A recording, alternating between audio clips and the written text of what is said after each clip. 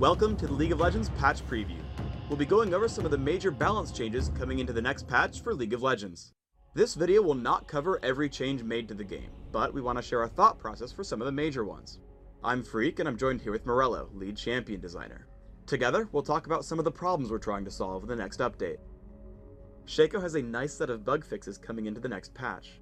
What can Shaco players expect to see in this patch and in the future? We've squashed a number of them, particularly with Jack in the Box and one with Clone. All the weird bugs where you could see them when you were stealth, they didn't act kind of how you would expect them to be. Those should all be cleaned up now, and you should get kind of that expected behavior out of Jack in the Boxes again. We also made it so his clone shows up as a minimap icon and shows items. So it's going to be a little tougher to tell between Shaco and the clone again. So he can actually use those deceptive plays where he goes in the bush and sends his clone out and then deceives out. And does all the crazy stuff that I think Shaco players really like to try to do with Hallucinate. So these aren't all the bug fixes we're going to do. We still have some more, but we didn't want to just hold back the ones we had done while we finished the other ones. We're going to put these out. There's more Shaco bug fixes in store, and we'll be getting those out as soon as possible.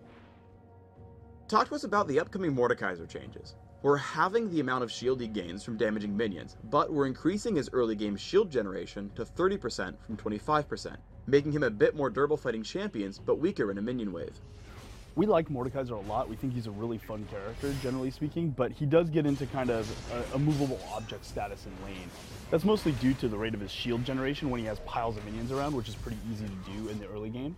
So we made his shield only do half on minions, and that's going to have hopefully two effects. One, it's going to make it so you can actually harass Mordekaiser effectively, and it's also going to make it so he's more incentivized to use his spells on champions to grant himself more shield. Alright, so let's talk about Shen now. Ever since his last set of nerfs, Shen fans have been begging to get some power back. This patch we're doing some pretty new things with him. What kind of gameplay should we see from this? We actually increased some of his level 1 damages, which will help him jungle and help him very early in the lane, but then those things will start falling off on the base a little bit more back to reasonable levels. But since he can jungle now and his level 1's a little better, we hope that's going to give him both a new place on the team and even out his play a little more. We actually buffed his AP ratios, which may seem like a little bit of a bizarre change, but we wanted to introduce choice to the build, so you could go full tank and be kind of taunt, stand united guy. Or you could be a little bit more hybridized, and you can use those items to kind of do some more late game damage and utility. Now let's discuss Orianna. She's been nerfed a few times recently, and we're hitting her yet again. Her damage numbers feel appropriate now, so what are you hoping to accomplish with a set of nerfs?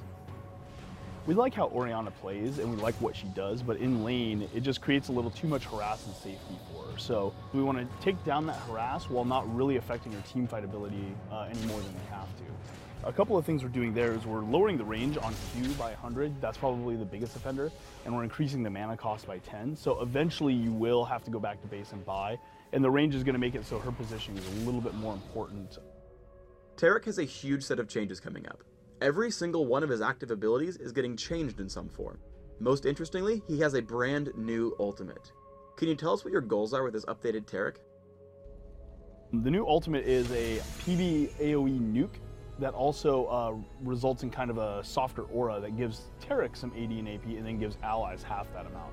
This will give him a feeling like he needs to be up in the front lines to get the massive effect out of it, which is good for Taric because he is a little tankier than other supports. But it's also still a support style skill. I'm still helping my team. I'm still helping them succeed.